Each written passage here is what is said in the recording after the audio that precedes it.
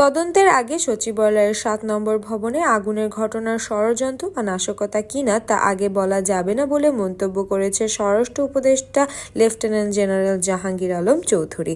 বৃহস্পতিবার সকাল ৯টার দিকে সচিবালয়ে আগুনের ঘটনা পরিদর্শন করতে গিয়ে সাংবাদিকদের প্রশ্নের জবাবে স্বরাষ্ট্র উপদেষ্টা এ মন্তব্য করেন।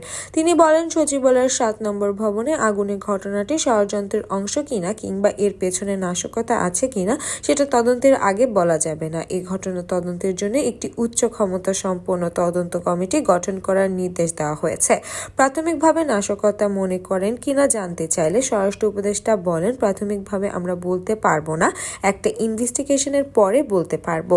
সচিবালয়ের মতো এত সুরক্ষিত একটি জায়গায় কিভাবে অগ্নিকাণ্ড ঘটনা ঘটলো এমন প্রশ্নের উপদেষ্টা বলেন, অ্যাক্সিডেন্ট তো সব জায়গাতেই হতে পারে, এই জন্যই তো তাকে অ্যাক্সিডেন্ট বলা হয়। তিনি জানান, এই ঘটনায় আমাদের একজন ফায়ার ফাইটার নিহত হয়েছে, উনি সড়ক দুর্ঘটনায় মারা গেছেন।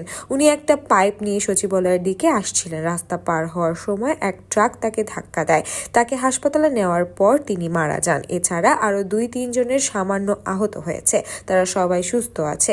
সচিবালয়ের ১ নম্বর গেট দিয়ে প্রবেশ করার সামনেই পড়বে ৭ নম্বর ভবন। সচিবালয়ের ওয়েবসাইটে দেওয়া তথ্য মতে সচিবালয়ের ৭ নম্বর ভবনে যুব ও ক্রীড়া মন্ত্রণালয়, ডাক, টেলিযোগাযোগ ও তথ্য প্রযুক্তি মন্ত্রণালয়, স্থানীয় সরকার, পল্লী উন্নয়ন ও সমবায় মন্ত্রণালয়, শ্রম ও কর্মসংস্থান মন্ত্রণালয়, অর্থ মন্ত্রণালয়, সড়ক পরিবহন ও সেতু মন্ত্রণালয়ের বিভিন্ন বিভাগ রয়েছে।